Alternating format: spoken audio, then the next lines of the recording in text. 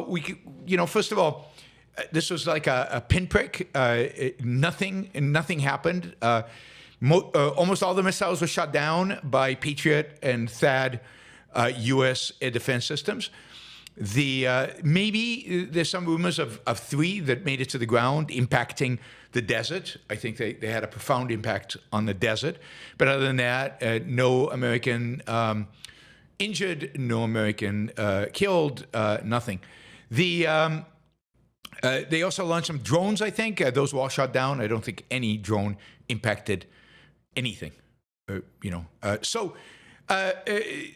We are told, again, fog of war, hard to tell exactly what's going on, but we're told that the Iranians tried to fire the astronomical number of 80 missiles over the last 24 hours. I guess at Israel and the U.S. and everywhere else, 80. Total, over the last 24 hours, they managed to fire 20. The rest were destroyed before Iran could even launch them. This is the Israeli Air Force on patrol in western Iran, identifying launches and knocking them out. So yes, the mighty Iranians, that force to be feared, that force that would drag us into World War III, got off 20 missiles in the last 24 hours. By the way, the Iranians have declared officially, they have declared that they pulverized the U.S. Al Udeid Air Base in Qatar. Pulverized it. It doesn't exist anymore. They didn't even, scratch it. But that is the Iranian claim. Now, to give the Iranians credit, they very much acted in the way Israel does. I mean, they basically learned. They took a book out of the Israeli, out of the Israeli book, and they basically they made sure to coordinate the attack fully with the United States of America. I mean, that's the one thing that, the Iranians seem and the Israelis seem to have in common. They both coordinate what they do with the Americans, because the reality is that they basically gave advance notice to both Qatar and the United States that the missiles were going to be launched sometime today, so that to guarantee that there would be no casualties and they won't hit anybody.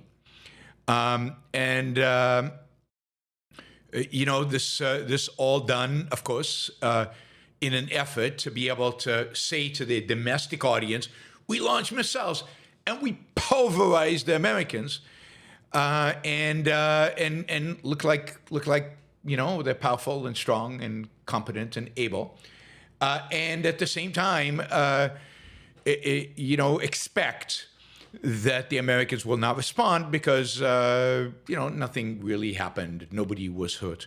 This was a smaller response, and indeed fewer casualties in terms of injured than the ballistic missiles that were fired at Al-Assad Air Base in Iraq after Trump ordered the assassination of Soleimani in 2019, 2020.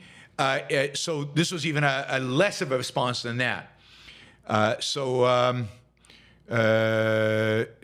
was at that attack, soldiers were really hurt. They got there was concussions, brain damage.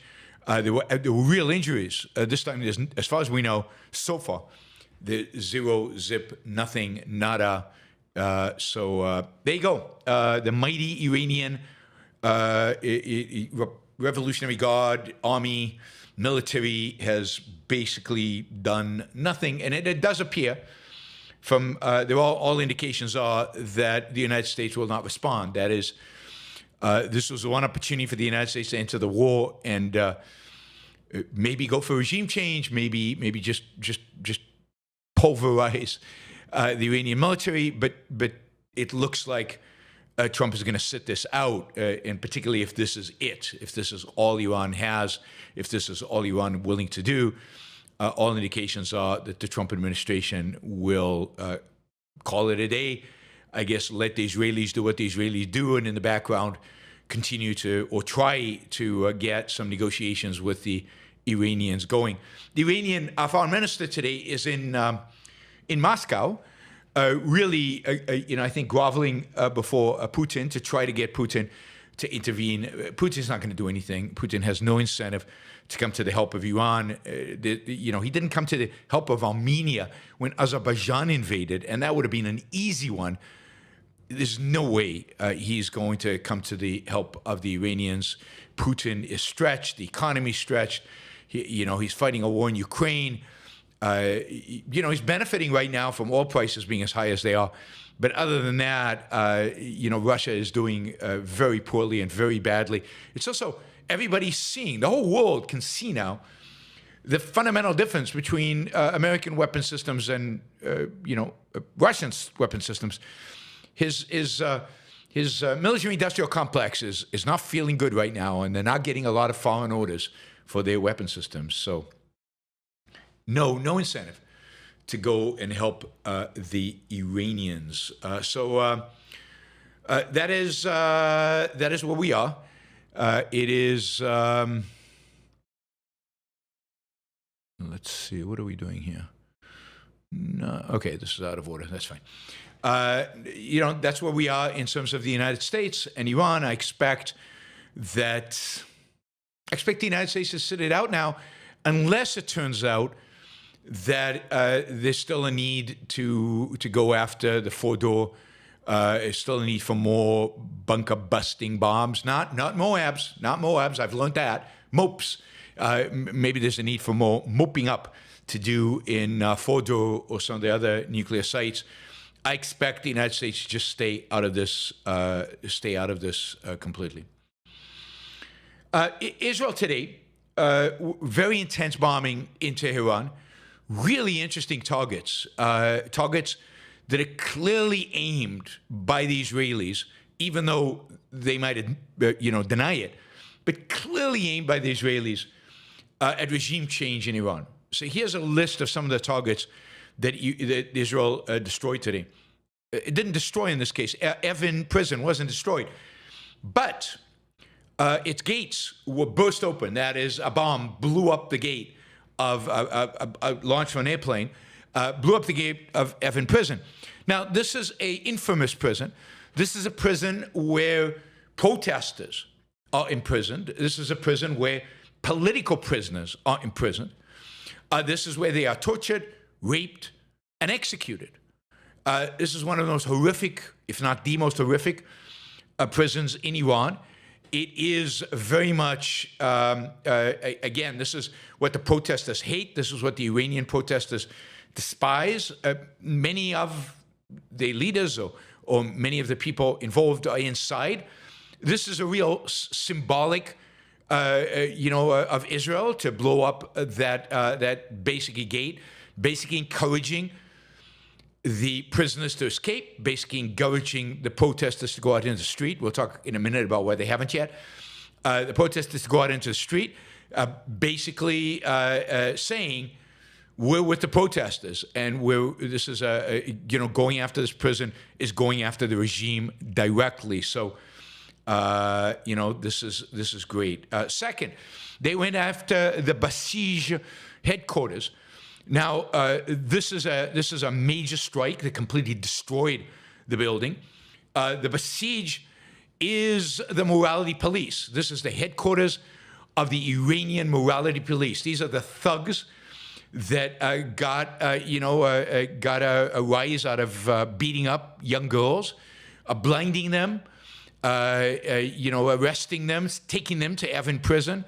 These are the people that would inspect how your hair is covered and whether it's okay or not. But more than that, these are the people that were sent out in 2019 when there were massive demonstrations, and in 2009 when there were massive demonstrations in Tehran. These are the people that went out to beat up the demonstrators, to kill them.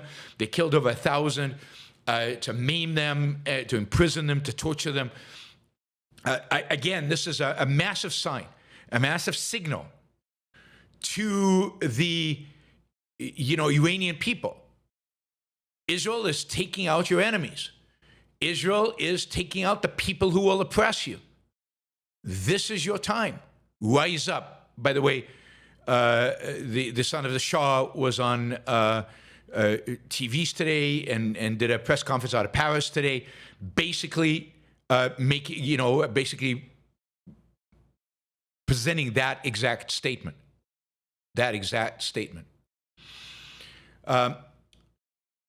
Israel also destroyed. I mean, you should have seen the explosions and the fire. The Quds Force compound. This is the regime's terror export factory. These are the people who armed Hamas and Hezbollah. This is the Quds, in a sense, the special forces of the Iranian Revolutionary Guard. Again, these are the people who, armed Hamas and Hezbollah, but also are the people who would turn out against demonstrations, turn out against the Iranian people. These are the people that oppress and suppress the Iranians. They were taken out, the compound was taken out completely. The Thar Allah headquarters. This is the Islamic Revolutionary Guard Corps unit that murders kids and students in the protests. So these are actually soldiers who go out into the streets and start shooting them. Again, this headquarters were demolished and destroyed. Notice that all of these targets are internally focused on people who oppressed and suppressed and killed and destroyed and primarily killed protesters. Again, sending the Iranians the signal, Israel is with you. We will do what we can. Now it's up to you. Supposedly the clock, you might have heard this on the news, the clock that is a countdown for Israel's destruction, it was bombed. I also saw reports later on that it was still working and it was still up. I think they should keep that up because I think that is a reminder of, Israel's bombing all of Tehran and yet there's a clock about Israel's destruction. Give me a break. Maybe the clock should be switched to a clock that represents the destruction of the mullah regime, of the theocracy in Iran. So maybe they should keep it up to remind people how stupid it is. Every time the Iranian people have tried to oppose this regime, the Basij, the Thar Allah, the IRGC, the Quds would come out and oppress them, suppress them, kill them. And Israel is taking them out. They've already taken us on the police stations. So, let's hope that the Iranians, this emboldens the Iranians ultimately to do this. In today's airstrikes,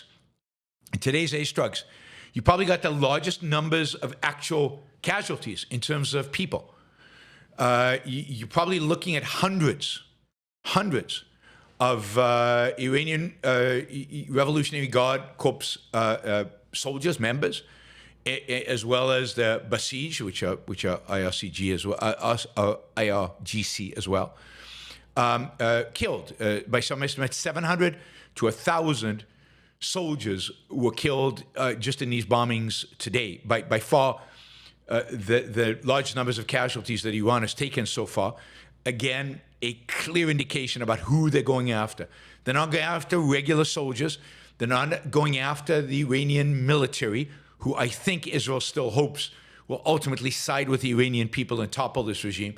They're going after the Revolutionary Guard, and they're going after its various spin-offs that are used to oppress the Iranian people. So I think this is pretty dramatic and important. So somewhere between 700 to 1,000, at least that's estimates.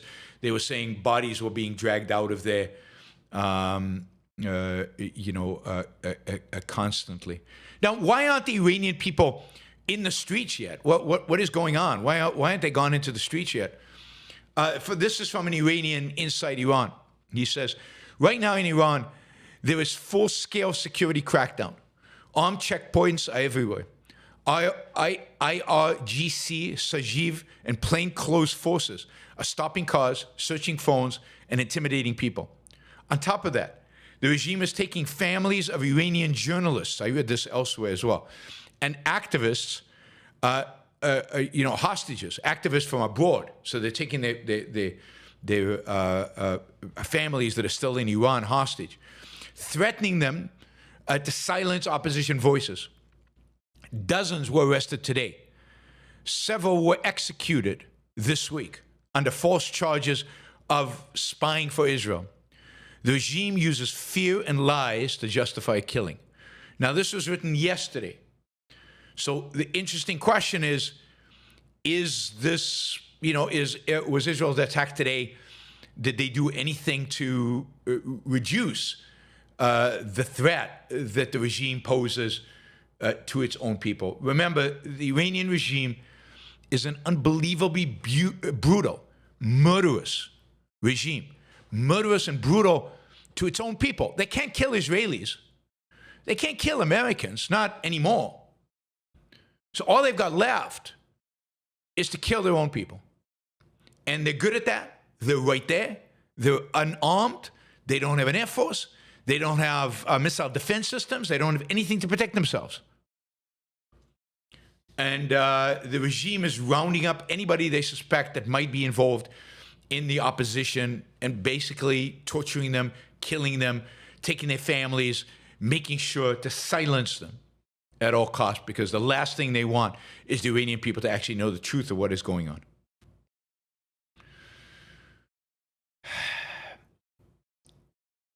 on.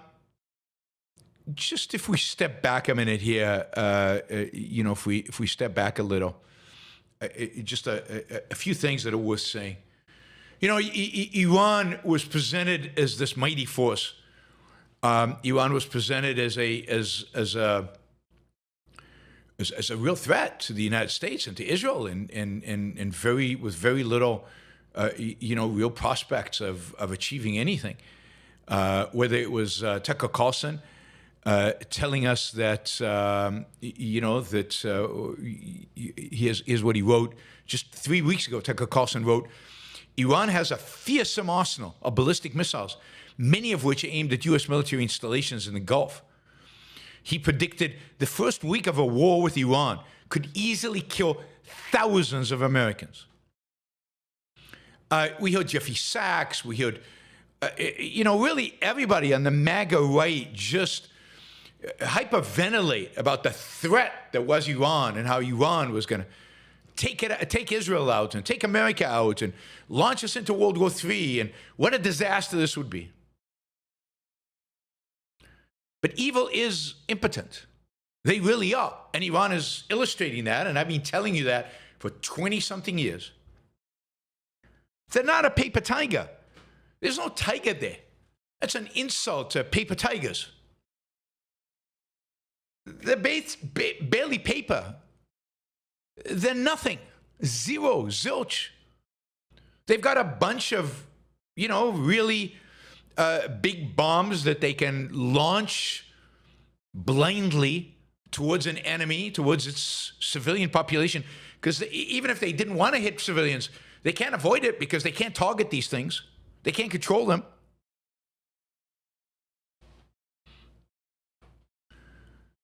They are a pathetic military. And think about it. They have launched 1,000 drones at Israel. How many of them have actually reached the target and actually hit something? One. One out of 1,000. Israel and allied forces, including Jordan, have downed 999 drones. Of the 550 missiles that they fired, maybe 30 to 50, probably closer to 30, got through. They've killed 24 civilians.